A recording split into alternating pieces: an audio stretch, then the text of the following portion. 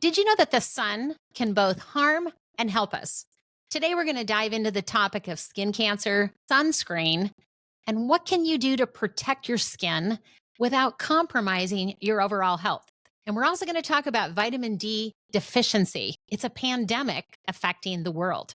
But first, let me start by asking you, do you apply sunscreen every day when you head out into the sun? Do you get a daily dose of sunshine, or are the risks just too high compared to the benefits? And do you know if you're vitamin D deficient? I would love for you to comment below your thoughts. Hi, everyone. Dr. Cheryl here. Welcome back to the Wellness Table podcast, where we dive into the latest health and wellness tips to help you live your very best life. And today we have an incredibly important topic. It's fascinating as we're discussing skin cancer, sunscreen. But wait, this isn't your typical sunscreen talk. Did you know that you can actually protect your skin from cancer, not just from the outside, but from the inside? Yes, you heard that right. What you eat and how you live, your lifestyle behaviors can play a crucial role in defending your skin against the harmful UV rays. And those are the topics I love to talk about. I have my doctorate in clinical nutrition, and every time I see studies and more proof that what we eat has a powerful impact, either for good or bad, on our health, and also as we look at sunshine. How much is too much? Do we need it? And last week we talked about sunshine as medicine. It's podcast number 28. So for a deeper dive on that, I'd love for you to check out that podcast. But today, we're going to uncover the balancing act of getting enough sun for that all-important vitamin D without increasing your risk for skin cancer. So stick around, because by the end of the video, you'll have a comprehensive toolkit to protect your skin and boost your overall health. You'll know if sunscreens are safe, and if so, which ones to use. What's a daily dose of sunshine that you need to improve your health benefits without increasing your risk? And we're going to have a deep dive into vitamin D, what the health benefits are, and what the latest recommendations are. Trust me, you do not want to miss these tips. If you're as excited as I am about unlocking the secrets to skin health, fighting cancer, give this video a thumbs up and hit the subscribe button so that you never miss an episode on the Wellness Table. Now let's dive into it and learn how to fight cancer from the inside out. Skin cancer is the most common type of cancer, and it's one of the most preventable. The key is protection and early detection. Over 1 million new cases of non-melanoma skin cancer are diagnosed each year in the US, and it accounts for over 50% of the cancer cases. I'm sure all of you know someone that has some type of skin cancer, non-malignant, non-melanoma possibly, but skin cancer is so prevalent. We see the basal cell carcinoma cancers where sections of the ear, we'll see it on golfers, and there's sections of the face that have to be removed. And we're just fighting these cancers that are non-fatal, but they can be very annoying, and they're caused from excess sun exposure. These incidences are increasing by 10% a year, and they're leading to a 30% lifetime risk in the US population. And again, basal cell carcinoma is a messy cancer for many people. This is not the melanoma skin cancer that is the most deadly. So what can we do about it? Sunscreen is a powerful tool to protect our skin. It helps block the harmful UV rays that lead to skin cancer. But not all sunscreens are created equal. So I really want to talk about what's the problem with sunscreens. And we're seeing a lot, we're seeing recalls on sunscreen. We talked about that last week in the podcast, and I think it's important for us to highlight that again today as we're looking deeper into skin cancer. So sunscreen plays a very important role. But what was interesting, and I like to dive into the latest research before every podcast, and I found that the question continues to be, does sunscreen lead to more cancer, more skin cancer? And is there a false security when we use sunscreen that might lead us to more time in the sun? And so I'm just going to highlight the studies that I think really stood out. But ultimately, as we're looking at some of these studies finding a positive association in malignant melanoma using sun protection. And this was a Norwegian study in 2016, and this was for women over 40. That was alarming. The French did a study. This is a double-blind randomized control trial. And again, showing one group using SPF 30 sunscreen, another using SPF 10. That's that higher level, should block more of the UV UVB rays, these radiation rays, and there was no difference in either group in sunburn. And those that had the SPF 30, that higher level of protection, they tended to sunbathe longer. So interesting again is, how is sunscreen, is it really protecting us from skin cancer? And it's very clear that sunburns, we see this in all the research, even 5 bad sunburns in a lifetime can raise your risk for skin cancer. So these UVB radiation rays are the type of radiation that causes sunburn. And so it's also what raises the risk for non-melanoma skin cancer like squamous cell carcinoma and basal cell carcinoma. And sunscreen has been shown to have a great effect on blocking sunburns that damage the skin and cause these non-melanoma skin cancer. It's still been under question in some of the studies, but it seems to be overall accepted. And what the question is does sunscreen prevent the melanoma skin cancer, or does it even increase the risk? So I wanted to dive into that, and I just wanted to make sure that we left this podcast and you would have an answer to that question. So let me tell you how I got there, and we'll summarize this with our final thoughts on what's the latest research. So hang on with me here, but UVA radiation is the type of radiation that penetrates deeper into the skin. It doesn't give you a sunburn, but it's the type of radiation that causes the melanoma skin cancer. And this is the most deadly skin cancer. This is the one people fear the most. Melanomas usually occur on the skin that's been overexposed to the sun. Yet I saw a lot of studies that were showing that there is no connection to where the melanoma skin occurs on the body. And so that was interesting to me, and that it might be just as likely to be at a part or occur on part of the body that's never been exposed to sun. And also I saw a consistent characteristic of melanoma with a higher risk for those with red hair. And there were other characteristics. So again, I think that's when we start to see this controversy, or people are wondering, why is there so many different research and articles, and why am I getting so much conflicting information? So it leads us to question melanoma skin cancer and how do we protect ourselves from it? That's really the bottom line. So as I looked at what's the general consensus about sunscreen, and I saw very clearly, if I just Googled it, that statements like, it's reported that regular daily use of SPF 15 sunscreen, when it's used as directed, that was a key part, making sure you're using enough, reapplying it as needed, can reduce your risk of developing squamous cell carcinoma by 40%. And it also lowered melanoma risk by 50%. And I found this really interesting because when I Google searched it, that's what I would get. But when I looked at a lot of the studies, I didn't see that information. I never saw those numbers backed up by research. But I just want to report what you see if you just search on Google. I like to do that because I think that's what a lot of people might do. But I think that's why there's so much conflicting opinions on this. And a lot of questions are raised about sunscreen being harmful. We talked last week in our podcast number 2 on sunshine medicine that a lot of influencers and health coaches are kind of swearing off of sunscreen. And they're like, we got to go natural and we need to eat foods and do everything that we can to protect our skin from skin cancer. But I wanted to look into this deeper. I want to really start with sunscreen. Is it effective? Are we getting a false feeling of security by using it? Does it protect us from skin cancer, and including melanoma? And first, let's address the issues that the sunscreen that has led so many people to ditch sunscreen. The biggest thing that I saw was the FDA recalled Johnson & Johnson, several of their sunscreens, and it was based on having this chemical benzene. A third of the chemical sunscreens found that were tested in an outside lab were found to have benzene. And this is a carcinogenic compound, and it's especially dangerous when it's inhaled. So that's a real concern when I look at how much we're using spray sunscreen. That's a chemical sunscreen. So let's talk about the types of sunscreen next. There's chemical sunscreen and there's a mineral sunscreen. And I saw a lot of social media posts and comments. It's a hot topic, and that's why we're talking about it.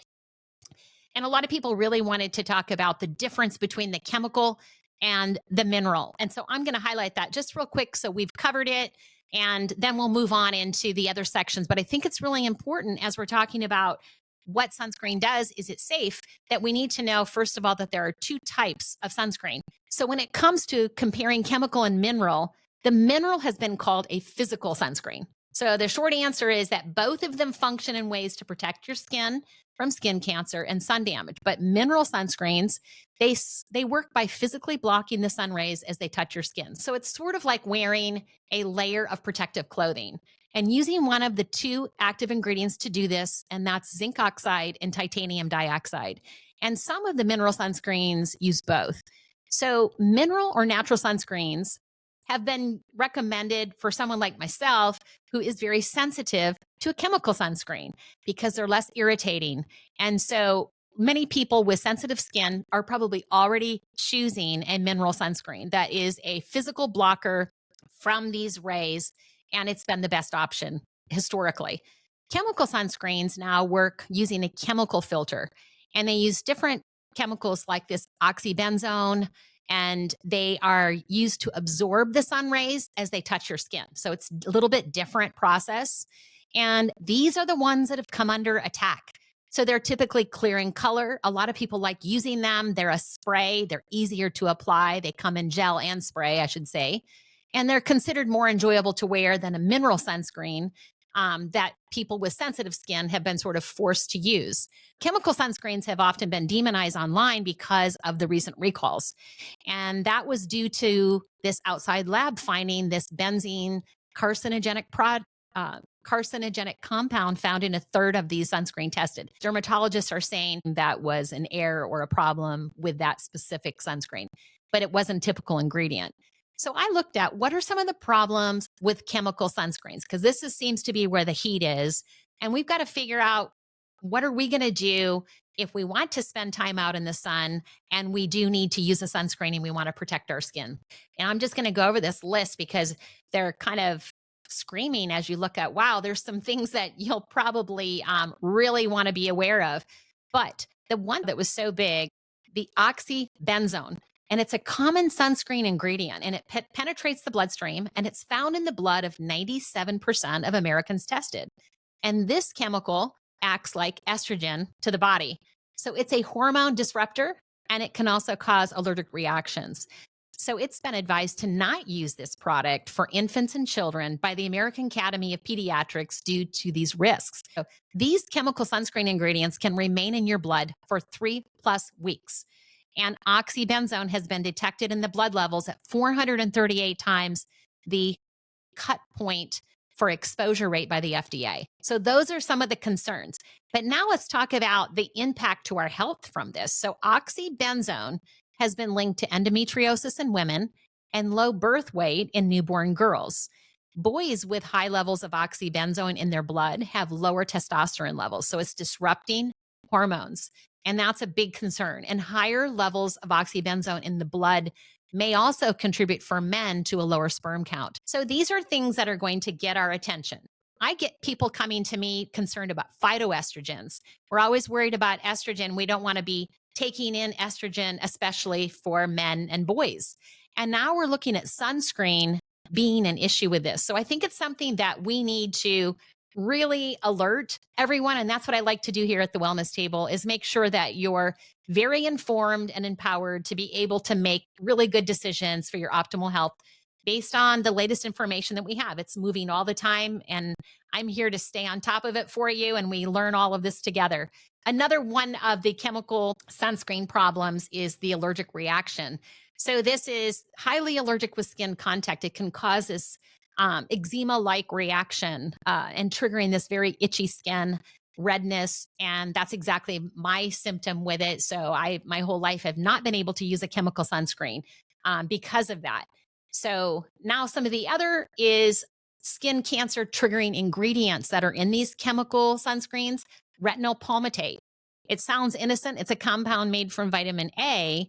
And research from the National Toxicology Program says that retinol palmitate can speed up the development of skin tumors and lesions when they're applied to the skin in direct sunlight.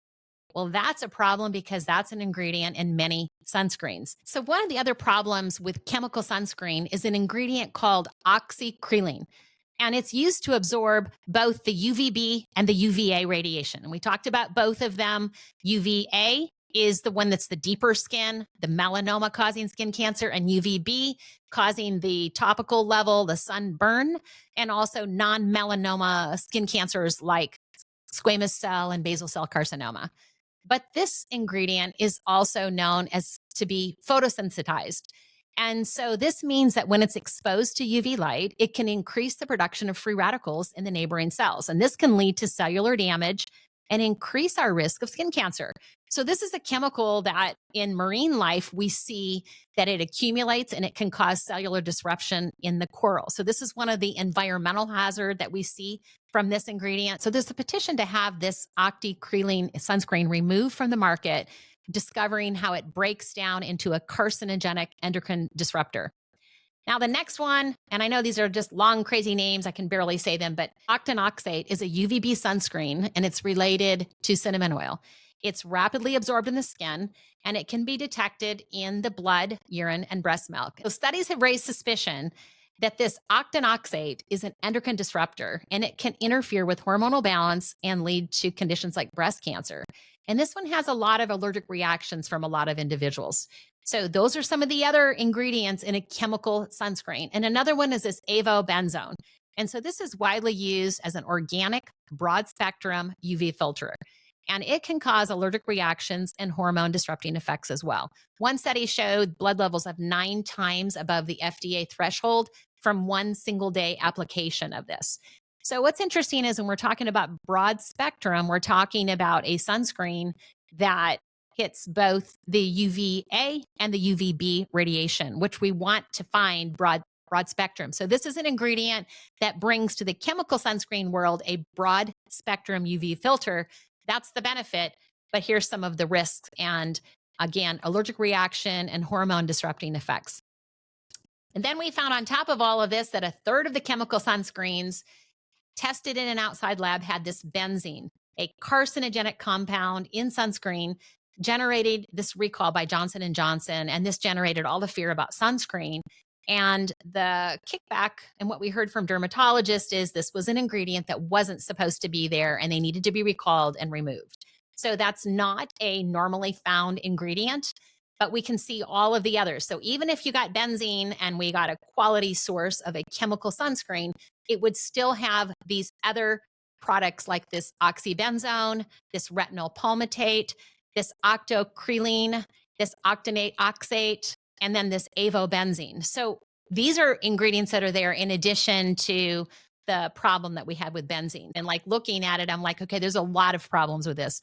Then a Norwegian Consumer Council tested sunscreen in 2017, and they found 37 of 45 sunscreen tested were environmentally damaging. They had carcinogenic compounds in them. They had allergenic compounds, and they were hormone imbalancers or hormone disruptors, we can call them. The other is inhalation of these sprayed sunscreens. So spraying makes it really easy so that we have better coverage, but it can cause irreversible lung damage, problems with asthma, and allergies. So I think that kind of highlights that there's some potential risk with chemical sunscreens and highlighting them hormone disruption, allergic reactions, and increased cancer risks. So here we're using a sunscreen to protect us from skin cancer, and we're increasing our risk of cancer. That's why there are so many people frustrated about sunscreen right now and some of these recalls and what are we going to do about it. And we're seeing these influencers saying we need to ditch sunscreen. So where I want to come from is to just learn what's happening, figure it out, look at what the science says so that we can make a really informed decision. So when we get to end of this podcast, I feel like you're going to have all the information you're going to need to be able to make a really good decision on if you want to use a sunscreen, which ones would be best. And what I suggest from what I have seen based on the best current science and toxicology data, we continue to see that the mineral-based sunscreens, this is that physical barrier with these active ingredients, zinc oxide and titanium dioxide. These are the only 2 ingredients that the FDA recognizes as safe and effective.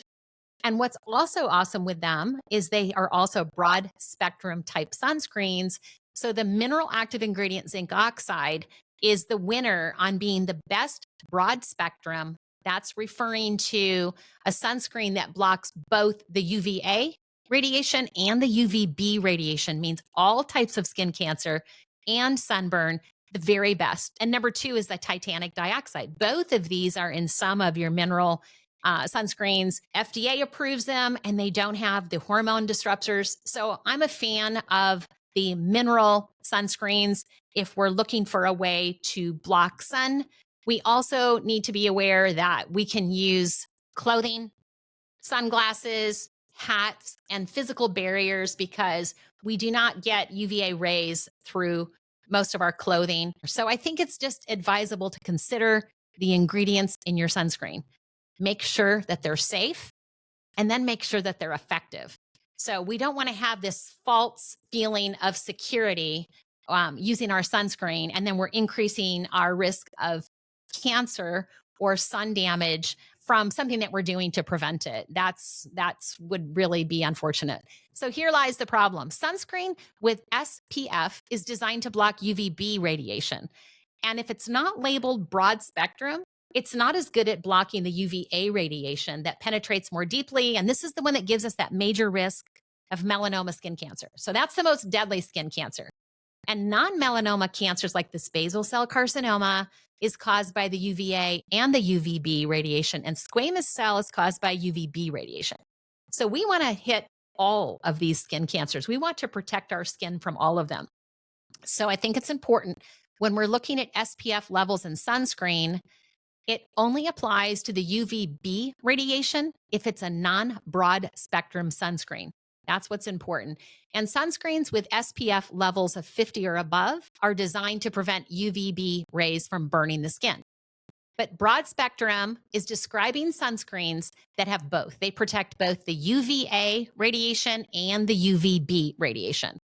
And in 2011, the FDA issued a new sunscreen rule for sunscreen labeling. And I think this is really helpful that if it's a broad spectrum sunscreen, the SPF level has to match. So that means whatever the SPF level is on a broad spectrum sunscreen, it has to be the same blocking for UVA as it is for the UVB. So now when you're looking at a broad spectrum SPF of 15 or higher on the label, you know both UVB and UVA are being protected at that level. So I think that's something very important. So as we're choosing a sunscreen, we're voting. You're gonna see me looking at broad spectrum because we want to fight all types of skin cancer and sunburn and prevent skin aging. Also, water resistant is another component to look at as well. So we want to look at the SPF factor. We want to look at broad spectrum. We want to look at safe ingredients, and we want to have it water resistant, and we want to make sure we've applied it properly. So this is how we can make sure we're protecting our skin at the best way possible. So higher SPF levels will, in a broad spectrum, are going to help you prevent sunburn, and they're also going to help you block the non-melanoma type of skin cancer, as well as, because it's broad spectrum, fighting the melanoma with the UVA rays. So I think that's a great benefit when we're looking at this type of sunscreen. So the UVA radiation penetrates deep into the skin. It's harder to block with sunscreen. So it's very important for us to make sure that we have the best sunscreen that is broad spectrum. And high exposures to UVA rays can cause harmful free radical damage to the skin. And again, this is the most deadly skin cancer. So what's important here as we look at choosing a sunscreen, we want to decrease our risk of all types of cancer, melanoma, all skin cancers. And yet, as we look at the studies, we're finding that so many of these sunscreens, people using sunscreen, actually are getting a higher risk of melanoma over the past 30 years. So that's what we want to look at more seriously. And you can see that it would make sense by choosing the right type of sunscreen. If you're just looking at SPF levels and it's not a broad spectrum, you can use a chemical type sunscreen that's not broad spectrum at a lower SPF level and not be protecting your skin at all from melanoma and this type of skin cancer. So as we're talking about blocking all of the skin exposure to UVB radiation and UVA radiation, we also want to realize that we're also blocking all of the benefits. And this is how we produce vitamin D in the skin. So when our skin's exposed to UVB radiation, we can make vitamin D. So as we look at this, we're blocking the production of vitamin D as we're protecting our skin. And this leads us into the conundrum of what do we do about it? So hold on and wait for it, and we will hit vitamin D in the very next section. So we want to use and choose a sunscreen that has the ability to block and protect us from both melanoma skin cancer and non-melanoma skin cancer. That means it needs to be broad spectrum and it needs to block UVB radiation and UVA radiation. So I wanted to see, what did the dermatologists say? And I looked at a systematic review that was published in 2018, and it was published in the European Journal of Dermatology, looking at observational and randomized control trials at 209 studies with over 313,000 participants. And they found that neither melanoma nor non-melanoma skin cancer was associated with sunscreen usage. In previous studies, back in 1980s, there was a strong positive association between melanoma and skin cancer use that had sort of catapulted some of this conversation and conflict and confusion. And then the strength of the association between skin cancer and sunscreen use constantly declined since the 80s. And by the 90s, it was no longer statistically significant, suggesting that there was no increased risk of skin cancer by using sunscreen. However, this 2018 study did not confirm what was expected, a protective benefit of sunscreen against skin cancer in the general population. So I just thought this was interesting as we're looking at what the dermatologists say. We've reviewed the different sunscreens and using sunscreen smartly, making sure the ingredients are safe, making sure it's a broad spectrum. So we're protecting our skin from all of the bad, harmful UV rays, the UVB and the UVA. We're protecting ourselves from both melanoma skin cancer as well as non-melanoma skin cancers like the squamous cell and the basal cell carcinoma, and just rapid skin aging. I think it's important for us to, our takeaway from this is the latest science, and the consumers need to be informed on how to protect themselves against skin cancer. And we have to use the best knowledge that we have currently. And so let's use sunscreens with safe ingredients. Let's start with that. Let's don't have hormone disruptors on our bodies and have these chemicals that are carcinogenic and causing allergies and things that we're putting on our skin that ends up in our blood. We can measure it, and these are toxins. So I think we want to use a safe sunscreen, safe ingredients. We need to look at the SPF levels. What I saw recommending was 30 or higher. I have a broad spectrum looking at blocking UVA and UVB protection, water resistant. So what I saw and what I would recommend from the latest is the safest sunscreen appears to be these mineral-based sunscreens made with zinc oxide and titanium dioxide. They have the two ingredients are both FDA recognized as safe, and they're broad spectrum sunscreens, which means they're going to block both the UVA, the UVB. That's going to help us fight all types of skin cancer. And remember, when the label says broad spectrum, the SPF has to equal for both the UVB radiation and the UVA radiation blocking. So if you have a high SPF on a broad spectrum, safe sunscreen, mineral-based, you've got the best coverage. You're watching for the hidden chemicals that can be carcinogenic and hormone disrupting. And we're aware that what we put on our skin goes inside of our body. And I want you to know there's more. And I think this is the most exciting part of the podcast today, is that what can we do beyond sunscreen to protect our body, protect our skin from skin cancer? So we know the chief risk factors for skin cancer is UV exposure to the sun. But now we get to explore how to block our skin from overexposure besides just looking or depending on our sunscreen. And now we're going to look at the diet and lifestyle habits that protect us from skin cancer.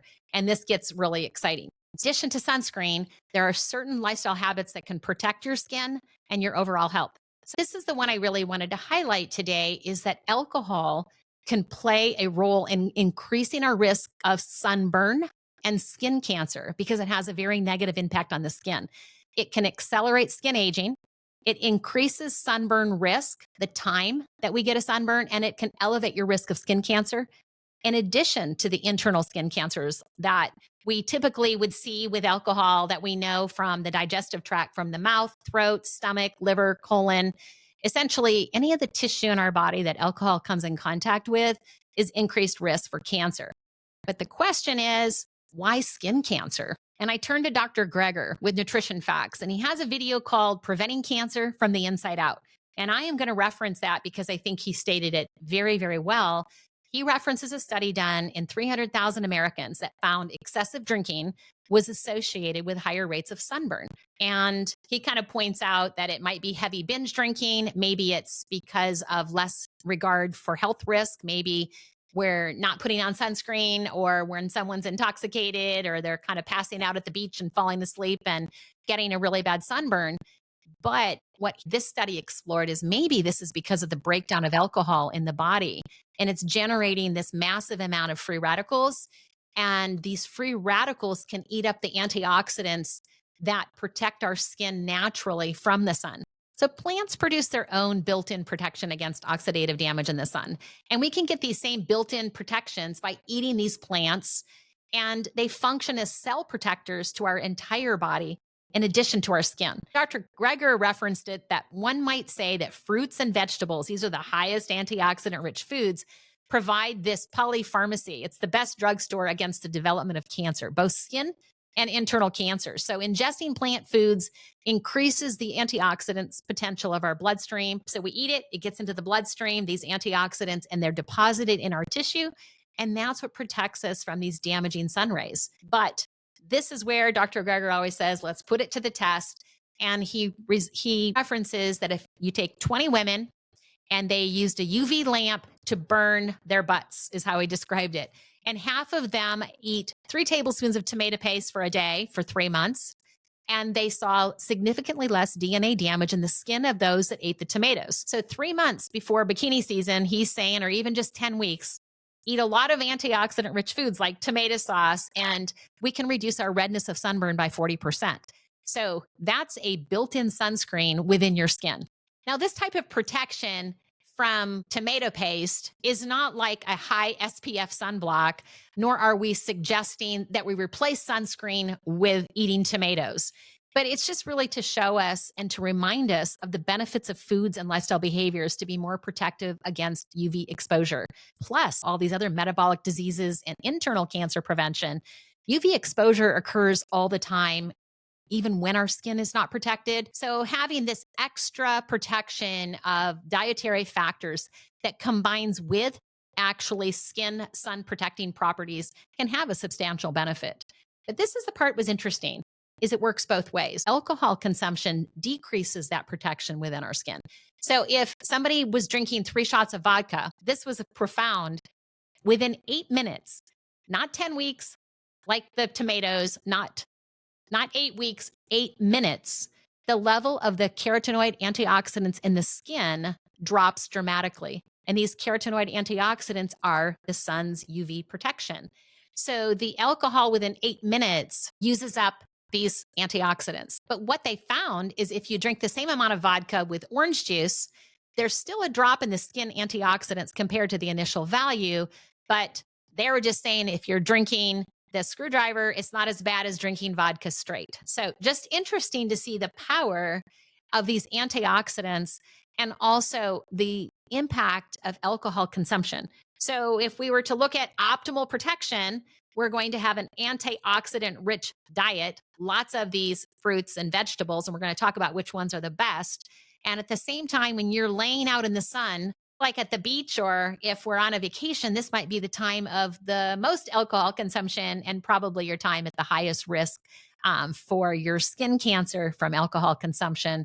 So that might not be your favorite thing to hear, but we just need to be fully informed that alcohol can actually be a real risk factor combined with, at the same time, UV exposure. Oh, but was there a difference enough when actually out in the sun? And so after the drinks, they exposed these volunteers to a UV lamp, and they waited to see how long it would take them to get a sunburn. And the time span that they started turning red was significantly shorter after alcohol consumption than in the experiment, whether there was no alcohol consumed or alcohol was consumed in combination with orange juice. So they did not see a difference in the alcohol with or without the orange juice than one study did. So I think that's just an important point.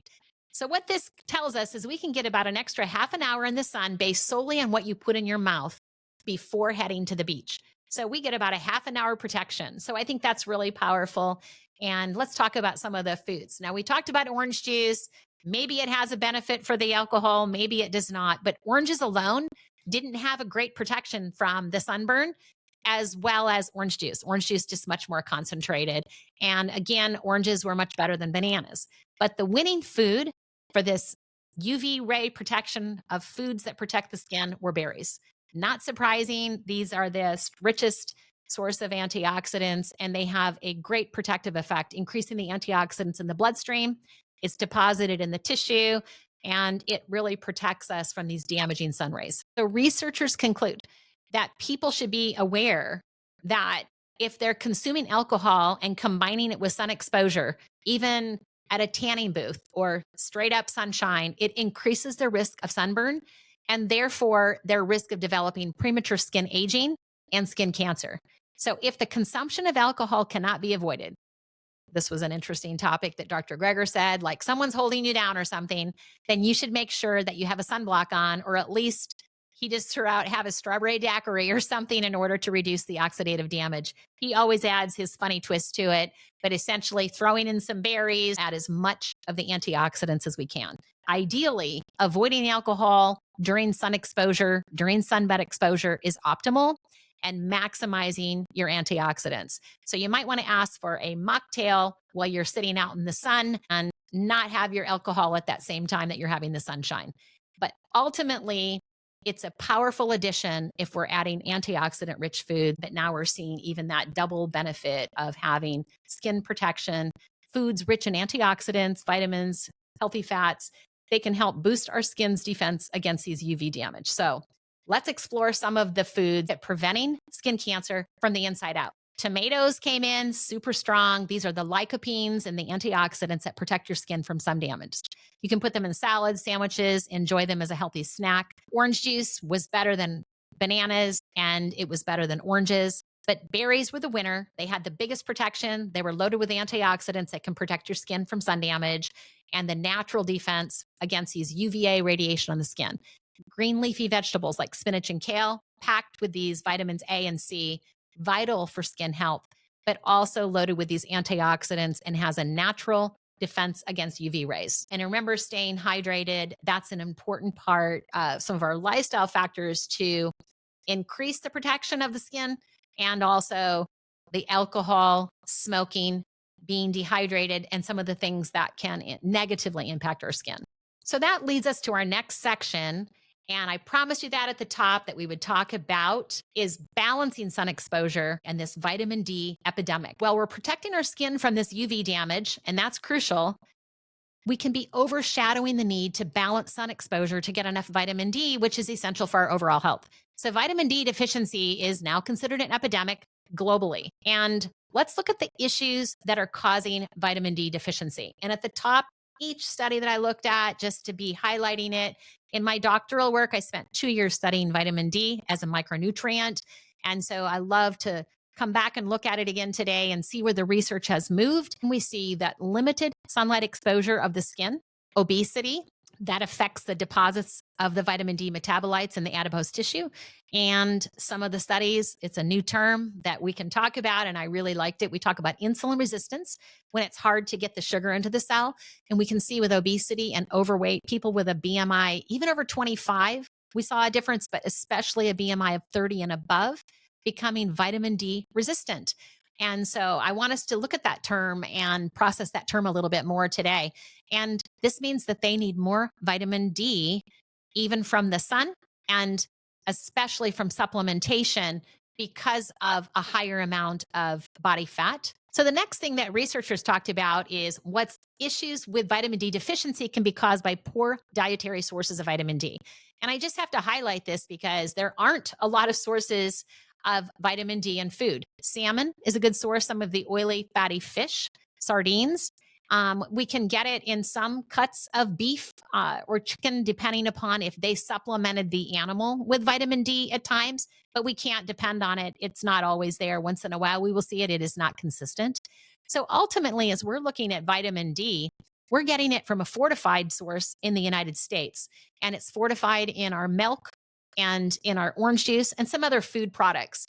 But because of a problem with fortification in the 1950s, where there was a mistake in how it was fortified from a small ranch in Massachusetts, and people were getting these mega toxic doses of vitamin D for over a year, and all of the health problems that came from that, the European countries stopped fortifying.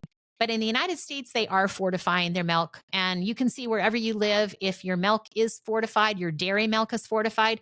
And I know a lot of the plant milks, if they want to be considered a plant milk, will just fortify with vitamin D just to comply and to help people get a good source of vitamin D because it's such limited in dietary sources. So supplementation is another way. And again, there's been so much confusion. Should we supplement? Do we recommend supplementing? And we're going to hold on to that because we're going to be talking about supplementation. Do we need to supplement? What type of supplement and how much do we need to supplement? So that's all coming. So hold on here and we will get to that. But there's a lot of varied information about vitamin D. So I'm super excited to share with you what I saw as latest research and what's considered deficient, what types of vitamin D, and what is blood levels that are considered deficient, sufficient, and toxic. Everything was consistent that where we get our best source of vitamin D is sun exposure. So these UVB rays, when they hit the skin, produce vitamin D naturally.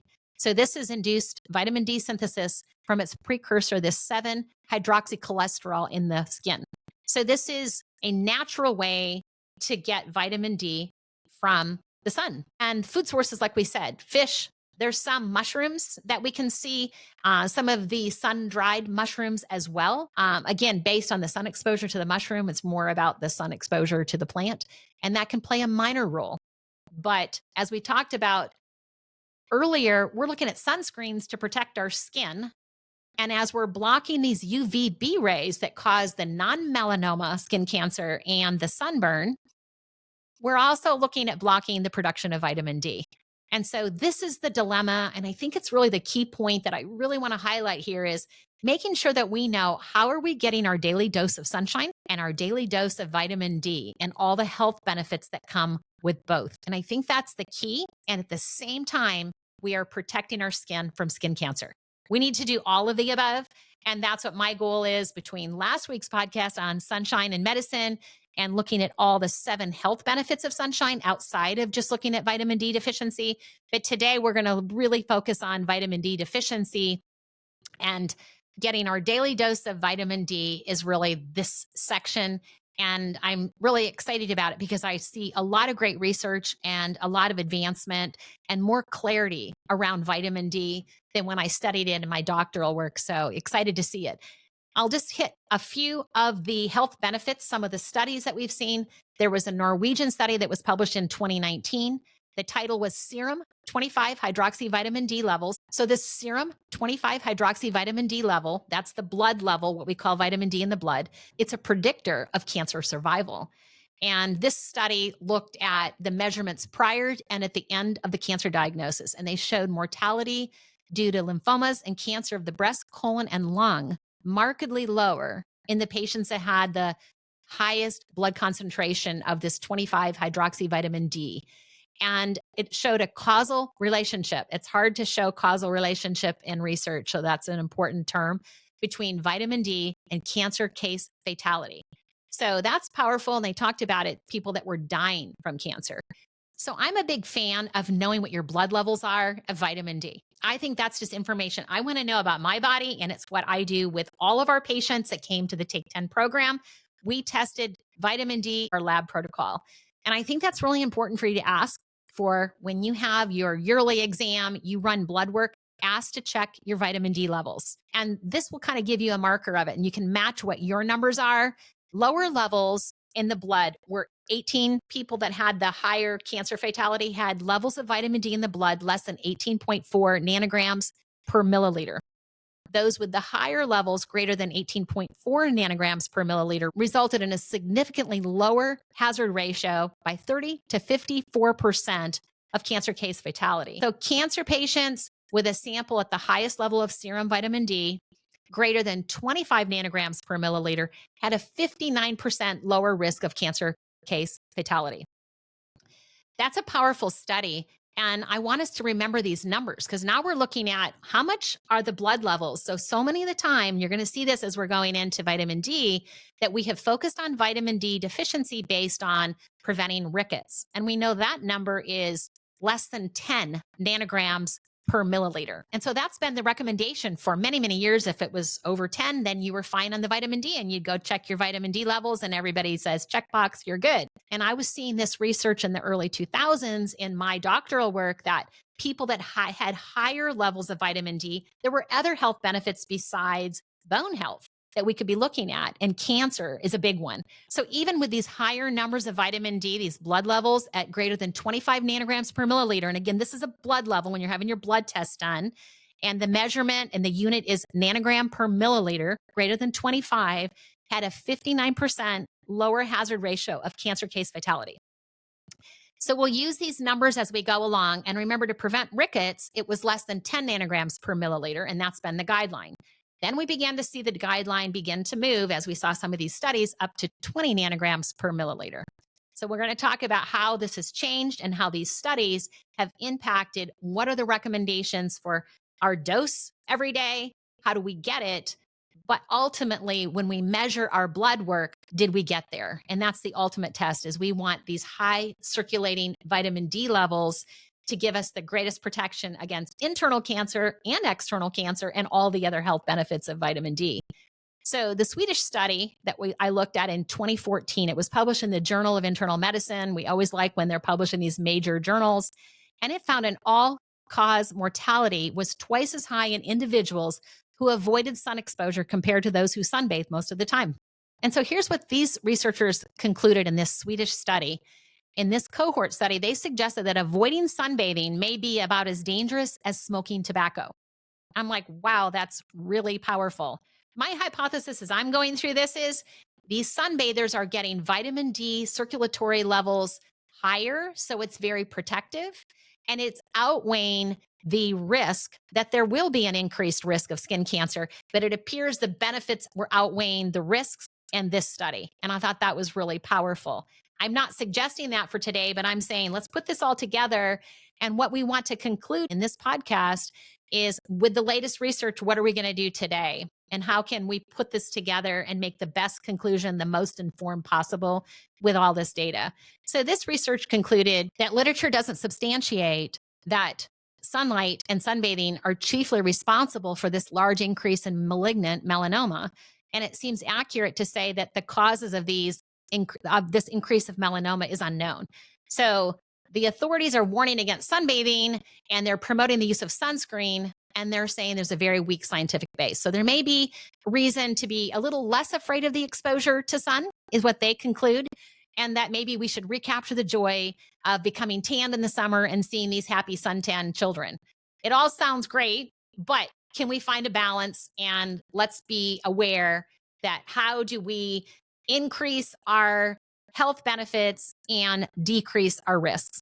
So let's discuss safe ways to get a daily dose of vitamin D without increasing your risk of skin cancer, because I'm going to hang my hat on the fact that the sunbathers had higher levels of vitamin D, and it was overriding their risk of skin cancer. Now, we also don't know if they were drinking alcohol. We don't know what their diet was. These parts aren't even studied, and they don't report any of that. So I think it's really important, as we're looking at overall whole person health, is what we do here at the wellness table, is how do we put it together, and how can we don't have to choose between the lesser of the two evils, skin cancer versus internal cancer from vitamin D deficiency. We know sunlight's where we get our best source of vitamin D. The cholesterol in our skin reacts with these UV rays, and it naturally makes vitamin D, and it boosts our serum vitamin D levels measurably. Now, my concern, and I talked about this in my podcast number 28, is sunlight medicine, is sunlight deficiency. And I proposing that sunlight deficiency, because of the fear of skin cancer risks, overshadowed the benefits of the sunshine. And that's leading us into vitamin D deficiency and this pandemic that we're seeing because of the huge warning of the sun. And we're blocking the sun with clothing, with hats, glasses, and these sunscreens. And we're seeing numerous studies of the benefits of vitamin D and what it does for our body, and even in fighting cancer. So how can we get vitamin D safely? We can look at supplementation. And some of these studies recommend supplementing with vitamin D3 at doses of 4,000 international units daily. And they're saying this still may not be enough to give us the health benefits beyond bone health. If we're looking at cancer, if we want to get these blood levels up higher, what are the numbers that we need? And we can see that it really depends on the person, depends on where you live. I live in California, but if I lived in Alaska, my numbers would be different. These very northern, very southern areas, closer to the equator, you get more sunshine. And so we'll potentially have higher vitamin D levels. But if we're covering up in those areas, we may not. And I talked about this before that I thought when I moved to California, I wouldn't see vitamin D deficiency. And I didn't see any difference from living in northern areas like New York and Pennsylvania. So that was really surprising to me. And I think it has a lot to do with how we're heeding the warnings of skin cancer and we're covering up and we're blocking the exposure that we do have access to the sun. But we also want to talk about people that don't have access to sunshine and we do have supplementation. Oh, hang on, we're going to talk about supplementation as well if you're in that category. If you're in a northern area and you don't have sun exposure or it's dark during the wintertime, very short amount of daylight, far from the equator, you may not, no matter how much time you're outside, be able to get those UVB sun rays. And we know those UVB sun rays are best and highest between 9 a.m. and 3 p.m., and especially in the summer months of wherever you live. So look at this study. It's a meta-analysis that looked at vitamin D intake and blood levels of vitamin D and the risk of breast cancer. And it looked at a dose response, and it was a meta-analysis of observational studies. It had 70 studies on blood vitamin D levels, 50 on that, and it had vitamin D intake supplementation 20. And so I liked looking at this meta-analysis because we were looking at both intake as blood level as well as vitamin D intake from supplementation. So in this meta-analysis, they found that breast cancer was inversely related to blood vitamin D levels with every increase in the blood vitamin D levels by 2 nanograms per milliliter. So remember we were talking about getting even 25 nanograms of milliliter at our blood level? This is showing that every increase of 2 nanograms per milliliter of blood level vitamin D was associated with a 6% decrease in breast cancer risk. However, there was no significant association observed in vitamin D intake of 4,000 units a day in decreasing breast cancer risk. So we could see it in the blood level risk. I think this is important to talk about here, but it wasn't connected to the vitamin D supplement of 4,000 units a day. So that's something for us to pay attention to. And let's take that a little bit farther. Now, there's a study from Harvard School of Medicine, and this was done by Dr. Joanne Manson. And this is a study of more than 25,000 men and women. And they were randomly assigned to take 2,000 units of vitamin D each day for an average of 5.3 years. And they were nearly 20% less likely than those who took the placebo, not to take the vitamin D, to have an advanced cancer. And that was defined as one that metastasized and spread from the original tumor site, or it was proved to be fatal. So when these researchers looked at this data, the risk reduction was a 38% decrease in these metastatic advanced cancers, but it was limited to people who were at a normal body weight compared to those that were at higher body weights. So these authors concluded that the overall cancer reduction with the vitamin D supplementation that could prevent cancer altogether, they didn't see the difference between the supplementation and those with the placebo at the initial cancer diagnosis, but they were less likely to have a metastatic cancer or die from it. So this is interesting. So the vitamin D gave them a protective effect of the metastasis and the fatal component of it being a more advanced type of cancer, but it didn't stop them from getting the cancer to begin with. So this aligns with some of the animal studies that have found that vitamin D seems to change the way tumors behave. It affects the biology of the cell and it makes them less aggressive and less likely to spread. So that kind of ties into vitamin D levels. Higher circulatory vitamin D levels are decreasing risk of fatal cancers and metastatic cancers. So I think that's a great thing to look at. We've also seen past research that's linked higher vitamin D levels at the time of cancer diagnosis to a longer survival. So as we look at this and we look at decades of scientific research, there's still controversy in the definition of vitamin D deficiency and the definition of vitamin D sufficiency and the health benefits of improving the vitamin D status and the required vitamin D intake. And I think one of these things is based on the fact that we don't test vitamin D because, again, it's like a hormone and it's not part of our normal blood work. I like to know what the numbers are. And that's something that, if it's possible, I say ask and know what your circulatory blood levels of vitamin D are. And we can see what are the numbers, what are the optimal amounts. But if we're just supplementing, again, people are saying, do we need to supplement? Well, if we don't know what your blood levels are, we're just going to randomly recommend a public health supplementation. And so in the past, it wasn't just generally recommended, and we're beginning to see more recommendations to supplement without testing. So consequently, various societies and expert groups have released recommendations for the dosages of vitamin D deficiency. And this study basically looked at the scientific evidence and recommended a vitamin D supplementation of 2,000 international units of vitamin D3 to prevent and treat vitamin D deficiency. And according to their data, as they looked at these randomized control trials, this dose may improve some of the health outcomes, and it's sufficient enough to raise and maintain our blood levels of vitamin D above that 20 nanogram per milliliter in 99% of the study. But if we're trying to get up to the 30 nanograms per milliliter that I like to see us get to, only 90% of the general population got there on that dose. And again, it depends on the person. It depends on their body weight. It depends on where they live. It depends on their sun exposure. So this review also notes that the main source of vitamin D is from these UVB sunlight rays. And this is how we can synthesize vitamin D from the cholesterol in our skin. We can also get these natural food sources in the fish or mushroom, but it plays only a minor role in our overall vitamin D supply. And this fortification, if you're in a country or an area that fortifies milk and some of the orange juices, you may get it there. But we're really looking at sunlight.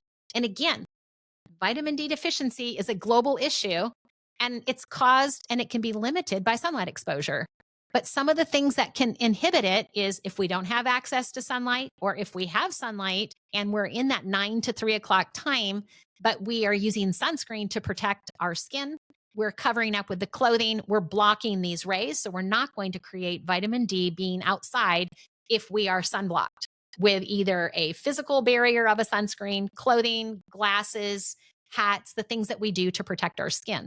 Also, those that are overweight and have obesity, the deposits of vitamin D in the fat tissue, it's more difficult. We need more vitamin D when somebody is overweight, and also if they're not eating. And again, the food sources are a minor part of vitamin D. It really, again, like I say, it's like a hormone. So let's look at vitamin D and its impact on health. It's crucial for regulating calcium, for bone metabolism. Vitamin D receptors are present in almost all human tissue. So it influences gene expression. That's a big deal. And it plays a role in preventing chronic disease, including cancer and autoimmune diseases. So I want to highlight Dr. Michael Hollick. He's the guru of vitamin D. He is a MD and a PhD researcher, and he really has done a lot of great work in the area of vitamin D. And again, he emphasizes the major cause of this worldwide vitamin D deficiency pandemic is the lack of appreciation that sun exposure has been and continues to be the major source of vitamin D for children and adults, and that there are very few foods that naturally contain vitamin D. These oily fish like salmon, mushrooms that have been exposed to sunlight, and cod liver oil. So we're really looking at a limited minor source. So sunlight exposure remains the major source of vitamin D. And during sun exposure, he talks again about this 7-dehydroxycholesterol in the skin, and it absorbs these UVB rays. It produces provitamin D3, and that converts to an active form of vitamin D. It processes through the liver and the kidneys, and we now increase our serum levels of vitamin D. So some of the factors that can affect this is the angle of the sun, the time of year, skin pigmentation. Darker skin needs longer exposure to be able to convert and to get enough vitamin D from the skin. Again, our body weight affects it. And then sunscreen has an impact on how much vitamin D is produced in the skin. So darker skin may require 5 to 10 times longer exposure to the same amount of sunshine to produce the same amount of vitamin D as someone with lighter skin. Those with a BMI of 30 or above, they will need more vitamin D, and their bodies are more vitamin D resistant because of their higher storage of body fat. And also proper application of sunscreen and clothing, sun blocking is going to limit the production of vitamin D by 97.5%, almost 100%. So let's just highlight here, there are two forms of vitamin D. A lot of people ask me, what about supplementation? I'm not going to get the sun exposure. I don't want that exposure. I have very, very fair skin. It's not worth it to me. Again, we're weighing the risks, and we can supplement, and we do see that supplementation will raise your blood levels of vitamin D. There is vitamin D3. This is that cholecalciferol. And this is produced in the skin during sun exposure, and it's present in oily fish and cod liver oil. And the supplements are derived from this irradiation of this 7-dehydroxycholesterol from lanolin that's obtained from the irradiated wool from sheep. So that's where we get vitamin D3. Vitamin D2 is a different type of vitamin D. This is ergocalciferol, and it's produced from this UV irradiated yeast. That's where we get this supplement, and it's found in sun-exposed mushrooms. And it's been used for years, over 50 years, to treat and prevent vitamin D deficiency. But vitamin D3 is often recommended due to its widespread availability as a supplement. And vitamin D2 is also effective, and it's used, and that's what they use in the food fortification. Another thing he points out is that vitamin D2 is actually a pharmaceutical. So if you're getting a prescription for vitamin D because you're actually vitamin D deficient, like under 10 nanograms per milliliter, you will be prescribed vitamin D. And that would be coming from a vitamin D2, because vitamin D3 is a supplement and it's not a pharmaceutical at this time. Dr. Hollick points out that's because vitamin D2 was grandfathered in because it's been used since 1950. So to maintain optimal vitamin D levels, Dr. Hollick, national organizations like the Endocrine Society and the Geriatric Society, as we look at all the different associations that are looking at bone health and endocrine and all the benefits of vitamin D, what I saw was for adults, there was a range of 2,000 to 5,000 international units of vitamin D3 daily. And pregnant women, they suggested 4,000 international units daily. They also pointed out that lactating mothers, nursing moms do not transfer vitamin D in the breast milk. So interesting as we look at babies and infants getting enough vitamin D if they are born in the winter months. We have seen a connection in some of these autoimmune diseases for babies that are born in winter months. And could that be related to a vitamin D deficiency? I've seen some work on that. And again, I'm not reporting on that here in this, but I do think it's important for us to look at how are our infants getting a source of vitamin D. And again, sunshine is the easy way, but how do we expose and what's the availability, and do we need to supplement? And some of these studies, the American Academy of Pediatrics talking about supplementing even infants like 400 to 600 units a day, and it's very safe. And babies that are insufficient, even up to 1,000 units for a period of 6 or 8 weeks, and then cutting back to that 400 to 600 units per day. But the recommended blood level is what I think is so important for us to achieve and maintain year round. And I think this is the clincher. This is our take home message on vitamin D. So we want to protect our skin. We're talking about this today in this podcast, but we don't want to overshadow that we have a vitamin D deficiency.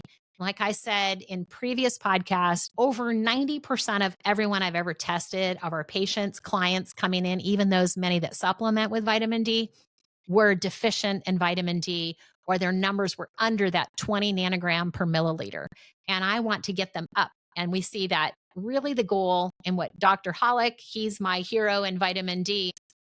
So as we look at recommended blood level range to achieve and maintain your year-round blood level of your blood circulating vitamin D, the national organizations and Dr. Hollick are moving this up to 30 nanograms per milliliter. And a preferred range is 40 to 60 nanograms per milliliter. And I love to see these numbers shifting up over the last 20 years as I've seen this, because as we begin to see the benefits to cancer, it's with these higher numbers. So when we get into like 10 nanograms per milliliter, we prevent rickets. When we get up to 20 to 30 nanograms per milliliter, we help with bone formation and bone health.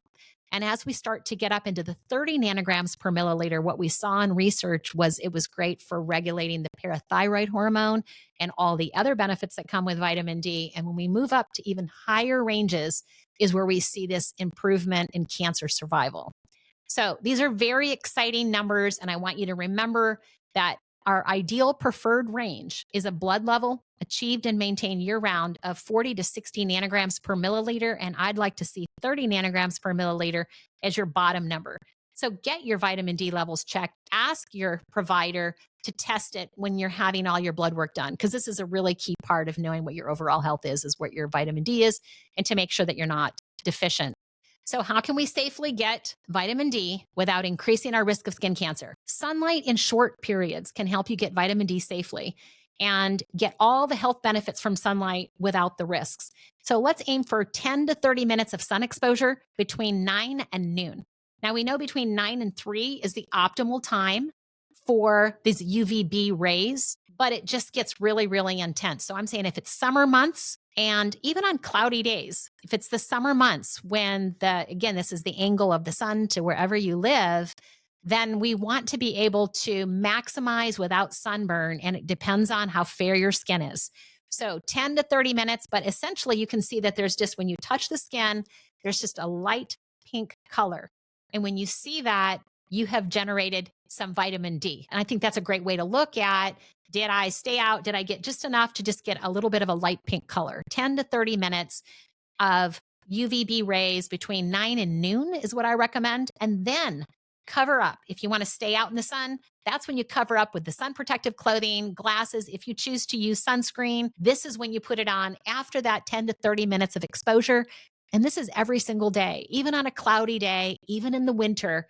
Get this sunshine, because we've talked about, I want you to check out our other podcast 28 on sunlight medicine, sun to synchronize our hormones, more melatonin, all the other benefits from sunlight, and some of them is sleeping better.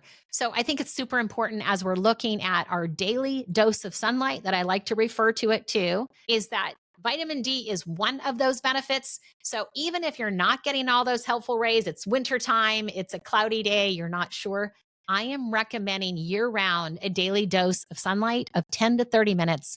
And between 9 and noon, when you know there's it's summer, you know you can get the most sun exposure even on a cloudy day, but also know that there's really great benefits to the early morning sunshine, even at sunrise, in synchronizing and what it does to sleep better that night. Andrew Huberman, he's the pro at looking at some of this optical part and the sun and the eyes, and I love to see what he says about it as well.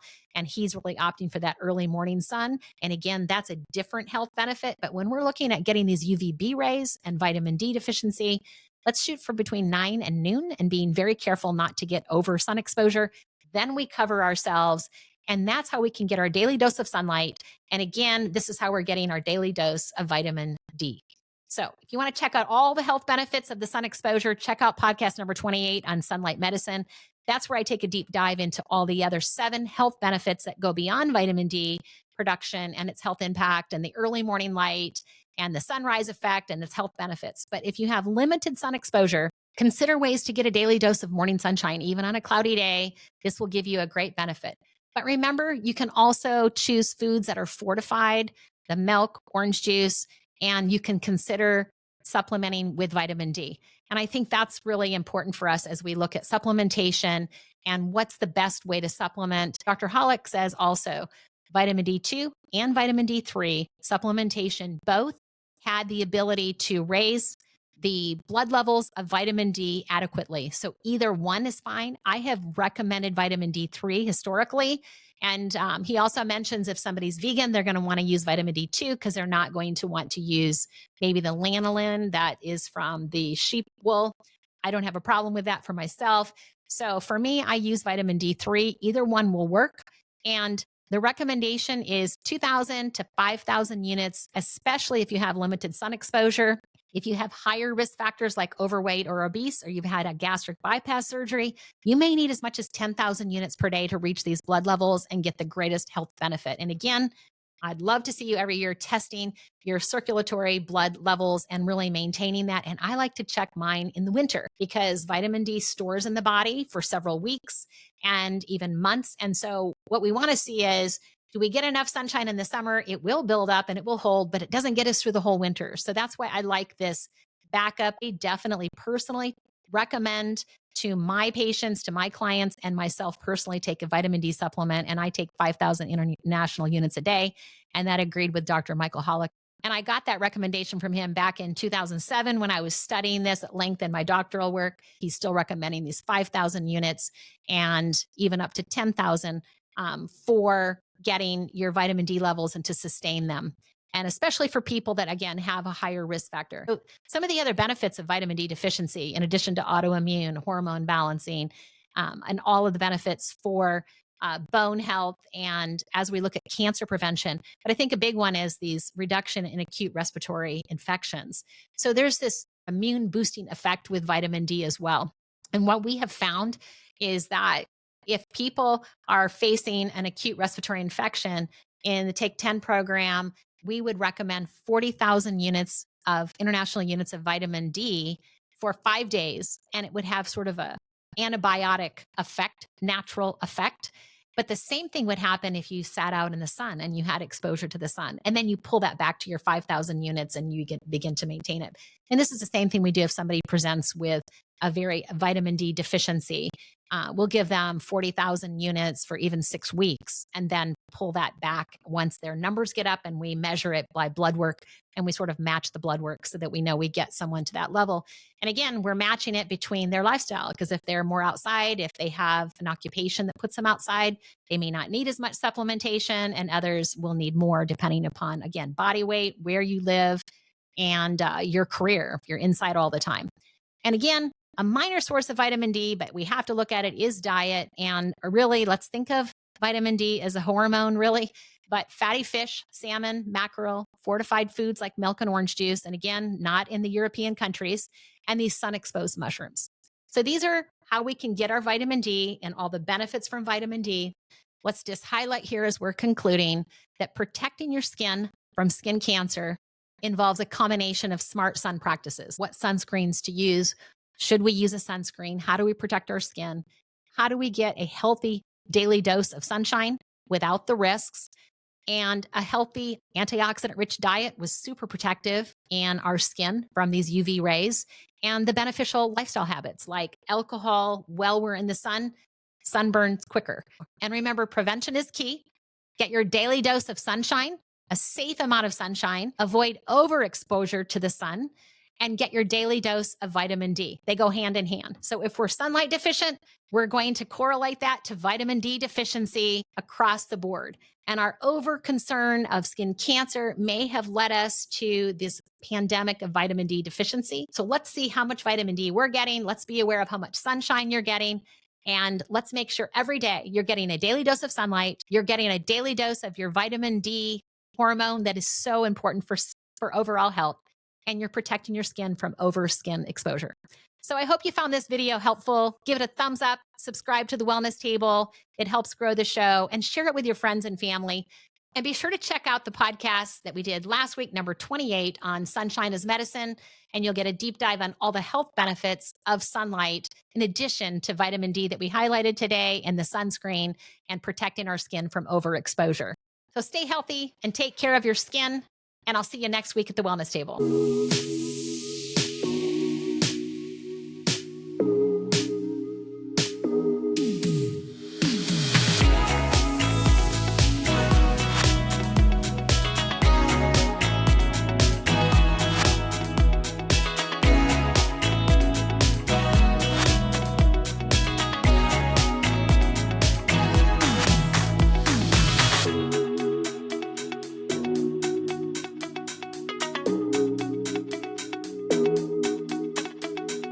Thank you.